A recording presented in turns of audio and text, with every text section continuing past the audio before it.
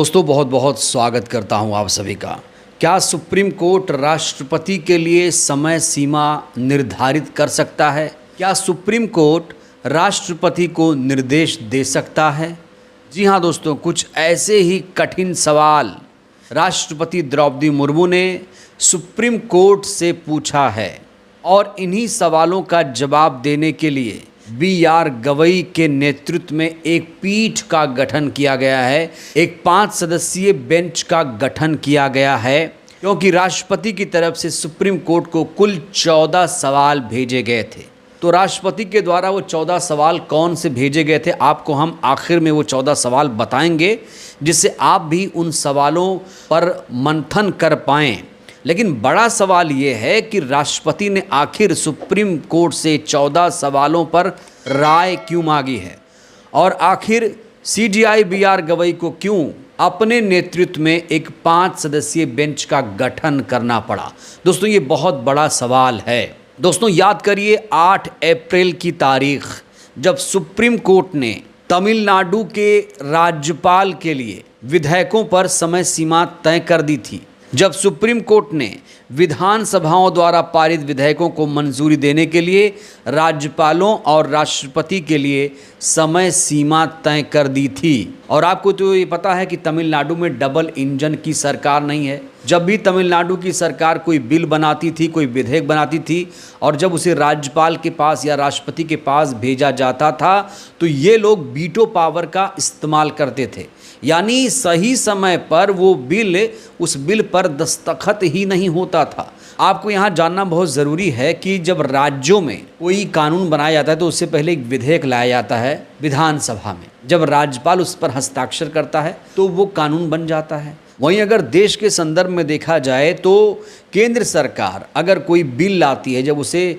संसद में रखा जाता है, अगर राष्ट्रपति उस पर हस्ताक्षर करता है तो वो बिल कानून बन जाता है। विधेयक को बिल भी कहा जाता है। तो 8 अप्रैल को सुप्रीम कोर्ट ने एक ऐतिहासिक फैसला दिया था और इस फैसले की देश भर में तारीफ हो रही थी। सुप्रीम कोर्ट ने अपने इस फैसले में राज्यपालों और राष्ट्रपति से साफ तौर से कहा था कि आप लोग पॉकेट वीटो का प्रयोग नहीं कर सकते, विधेयकों पर कुंडली मार के नहीं बैठ सकते। और सुप्रीम कोर्ट ने राष्ट्रपति को साफ तौर से निर्देशित किया था कि आप किसी भी विधेयक पर 3 महीने से ज़्यादा समय नहीं ले सकते, उस पर फैसला लेना ही होगा। इस फैसले की बड़ी ज़बरदस्त तरीके से तारीफ हुई थी, लेकिन यही फैसला उपराष्ट्रपति को नागवार गुजरा था। याद करिए दोस्तों, उपराष्ट्रपति जगदीप धनखड़ ने सुप्रीम कोर्ट के इस निर्णय की सख्त आलोचना की थी, तीखी आलोचना की थी। आमतौर पर जब कोर्ट का फैसला आता है तो कोर्ट के फैसले पर कभी कोई निंदा नहीं करता है, कोई सवाल नहीं खड़े करता है, लेकिन यहाँ पर उपराष्ट्रपति ने सुप्रीम कोर्ट के फैसले की तीखी आलोचना की और इन्होंने आर्टिकल 142 को परमाणु मिसाइल बता दिया। जी हाँ दोस्तों, आर्टिकल 142 को इन्होंने परमाणु मिसाइल बता दिया। आपको यहाँ आर्टिकल 142 समझना पड़ेगा। देखिए आर्टिकल 142 जो है वो सुप्रीम कोर्ट के लिए एक बहुत बड़ी पावर की तरह है, पूर्ण न्याय की बात करता है। आर्टिकल 142 पूर्ण न्याय की बात करता है। संविधान में हमारे बहुत सारी चीज़ें स्पष्ट रूप से नहीं है, तो संविधान की व्याख्या सुप्रीम कोर्ट की जिम्मेदारी है। सुप्रीम कोर्ट अपने तरीके से संविधान की कभी कभी व्याख्या भी करता है। अब जो ये मामला था कि विधेयक कितने दिन तक रखा जाए, क्यों कोई लटका रहा है, और जब तमिलनाडु के मामले में सुप्रीम कोर्ट ने फैसला दिया तो कहा जा रहा था कि जो पूरी सरकार है वो हिल गई थी। सरकार को ये फैसला बिल्कुल रास नहीं आया था और जो उपराष्ट्रपति हैं वो सरकार की तरफ से बैटिंग करने लग गए थे। आर्टिकल 142 जो कि पूर्ण न्याय की बात करता है, उसको ये परमाणु मिसाइल बता रहे थे। इस हद तक जाकर उपराष्ट्रपति जगदीप धनखड़ सुप्रीम कोर्ट के फैसले की निंदा कर रहे थे। यहाँ पर कायदे से अवमानना का केस चलना चाहिए था उपराष्ट्रपति पर, लेकिन चलाएगा कौन, बड़ा सवाल ये है। देखिए जब ये फैसला आया था तो उस समय सुप्रीम कोर्ट के सीजेआई संजीव खन्ना थे, याद होगा आपको। संजीव खन्ना के बाद 14 मई को बी.आर. गवई को सुप्रीम कोर्ट का 52वां सीजेआई बनाया गया। दोस्तों आर्टिकल 142 जहां पूर्ण न्याय की बात करता है, तो वहीं आर्टिकल 143 राष्ट्रपति को सुप्रीम कोर्ट से परामर्श करने की शक्ति देता है। यानी ये जो आर्टिकल है 143, ये राष्ट्रपति के लिए बनाया गया। राष्ट्रपति परामर्श कर सकता है, राष्ट्रपति सुप्रीम कोर्ट से परामर्श, सिफारिश कर सकता है किसी भी चीज़ को लेकर। और इसीलिए इस आर्टिकल का इस्तेमाल करते हुए राष्ट्रपति द्रौपदी मुर्मू ने 13 या 14 मई को, जब शायद संजीव खन्ना पावर में ही नहीं थे, उस समय इन्होंने 14 सवालों की एक सूची सुप्रीम कोर्ट को भेजी और कहा ये जो सवाल दिए जा रहे हैं, इन सवालों पर सुप्रीम कोर्ट अपनी राय रखे। तो राष्ट्रपति के 14 सवालों पर सुप्रीम कोर्ट की संविधान पीठ 22 जुलाई को अब सुनवाई करेगी। ये जो संविधान पीठ है दोस्तों, इसमें 5 जज हैं और ये जो पीठ है CJI BR गवई के नेतृत्व में गठित की गई है। यानी CJI की पीठ इस पूरे मामले पर सुनवाई करेगी 22 जुलाई को। और इसी बेंच में सूर्यकांत साहब हैं, justice Suryakant, justice Vikram Nath, justice PS Narasimha और जस्टिस SS चंदुरकर। तो राष्ट्रपति के 14 सवालों का जवाब देने के लिए 5 जजों की एक बेंच बनाई गई है, जो 22 जुलाई को इस पूरे मामले पर सुनवाई करेगी। उसके बाद सुप्रीम कोर्ट राष्ट्रपति को अपनी राय भेजेगा। दोस्तों, बड़ा सवाल यहाँ पर ये खड़ा होता है कि आखिर सुप्रीम कोर्ट ने ऐसा क्या फैसला सुना दिया जिसके बाद उपराष्ट्रपति को आर्टिकल 142 को परमाणु मिसाइल कहना पड़ रहा है, राष्ट्रपति को 14 सवाल भेजना पड़ रहा है। आखिर क्या वजह है?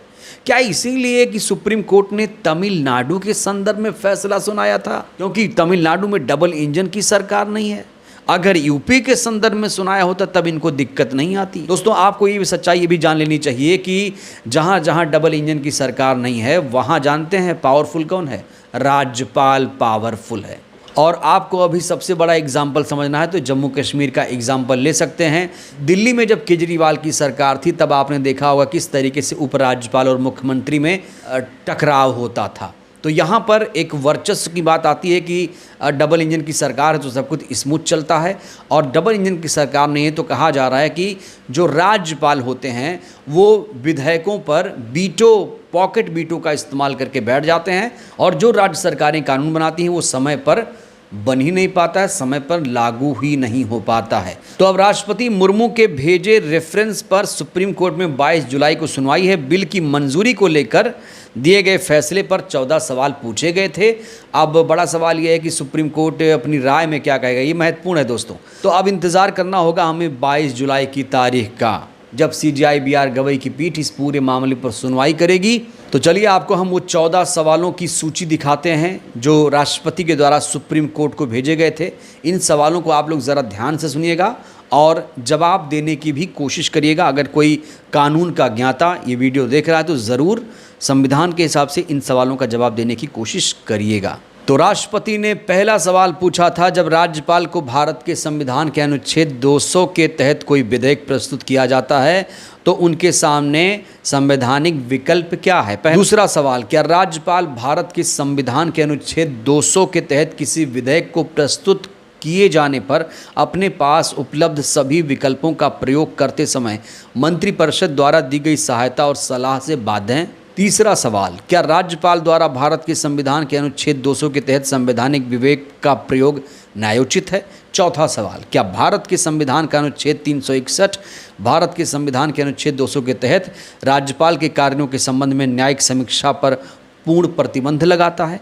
पांचवा सवाल, संवैधानिक रूप से निर्धारित समय सीमा और राज्यपाल द्वारा शक्तियों के प्रयोग के तरीके के अभाव में क्या राज्यपाल द्वारा भारत के संविधान के अनुच्छेद 200 के तहत सभी शक्तियों के प्रयोग के लिए न्यायिक आदेशों के माध्यम से समय सीमा लगाई जा सकती है और प्रयोग के तरीके को निर्धारित किया जा सकता है? छठवां सवाल, क्या भारत के संविधान के अनुच्छेद 201 के तहत राष्ट्रपति द्वारा संवैधानिक विवेक का प्रयोग न्यायोचित है? सातवां सवाल, संवैधानिक रूप से निर्धारित समय सीमा और उपराष्ट्रपति द्वारा शक्तियों के प्रयोग के तरीके के अभाव में क्या भारत के संविधान के अनुच्छेद 201 के तहत राष्ट्रपति द्वारा विवेक के प्रयोग के लिए न्यायिक आदेशों के माध्यम से समय सीमाएं लगाई जा सकती हैं और प्रयोग के तरीके को निर्धारित किया जा सकता है? आठवां सवाल, राष्ट्रपति की शक्तियों को नियंत्रित करने वाली संवैधानिक योजना के प्रकाश में क्या राष्ट्रपति को भारत के संविधान के अनुच्छेद 143 के तहत संदर्भ के माध्यम से सुप्रीम कोर्ट की सलाह लेने और राज्यपाल द्वारा राष्ट्रपति की सहमति के लिए विधेयक को सुरक्षित रखने या अन्यथा सुप्रीम कोर्ट की राय लेने की आवश्यकता है? नौवां सवाल, क्या न्यायालयों के लिए किसी विधेयक के कानून बनने से पहले उसकी विषय वस्तु पर न्यायिक निर्णय लेना स्वीकार्य है? 10वां सवाल, क्या संवैधानिक शक्तियों के प्रयोग और राष्ट्रपति राज्यपालों के आदेश को भारत के संविधान के अनुच्छेद 142 के अंतर्गत किसी भी तरह से प्रतिस्थापित किया जा सकता है? 11वां सवाल, क्या राज्य विधानमंडल द्वारा बनाया गया कानून भारत के संविधान के अनुच्छेद 200 के अंतर्गत राज्यपाल की सहमति के बिना लागू कानून है?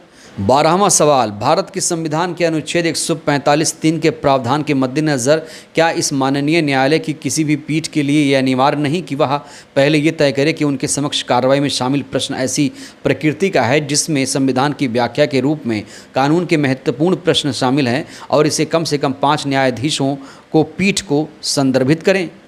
13वां सवाल, क्या भारत के संविधान के अनुच्छेद 142 के तहत सुप्रीम कोर्ट की शक्तियां प्रक्रियात्मक कानून के मामले तक सीमित हैं?